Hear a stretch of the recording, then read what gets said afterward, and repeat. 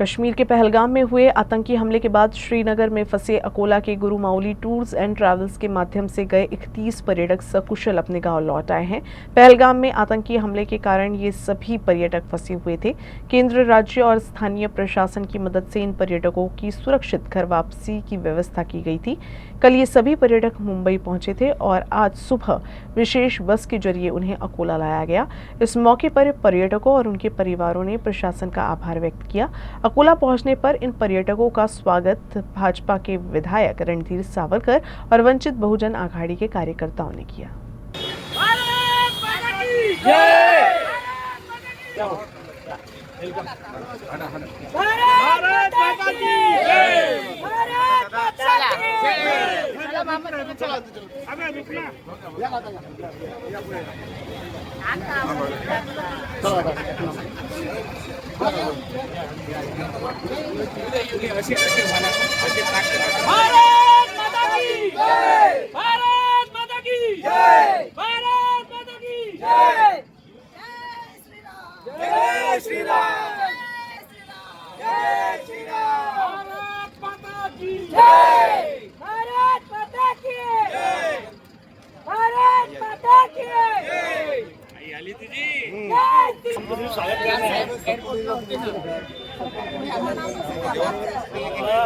खासदार इथून तिथं आपल्या आशिष घोषाला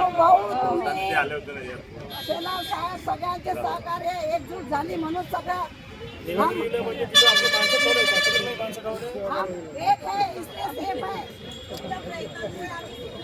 पर्यटनासाठी काश्मीरमध्ये गेले होते।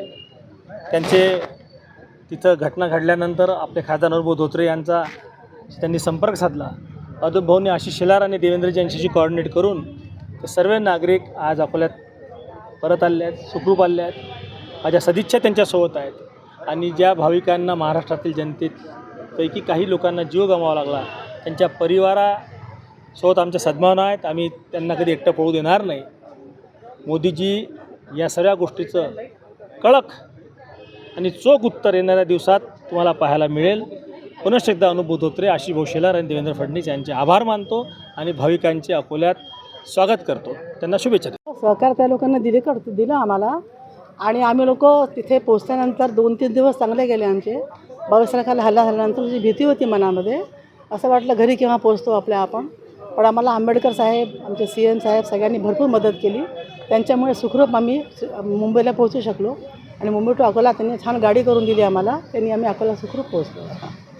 एक दिवस बंद होतं पूर्ण श्रीनगर, नंतर मग हळूहळू सगळं निवळलं। मग लोक या बाहेर यायला लागले होते, पण पोलीस स्टेशन भरपूर इथे होतं।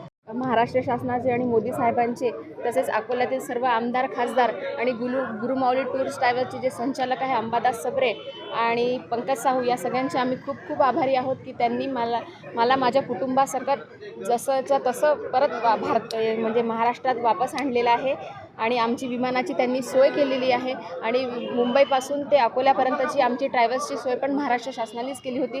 आशिष शेलार सर आम्हाला तिथे रिसीव करायला आले होते मुंबई एअरपोर्टवर। अनुभव खूप सुंदर होता। आमची सगळी सहल अगदी व्यवस्थित चालू होती।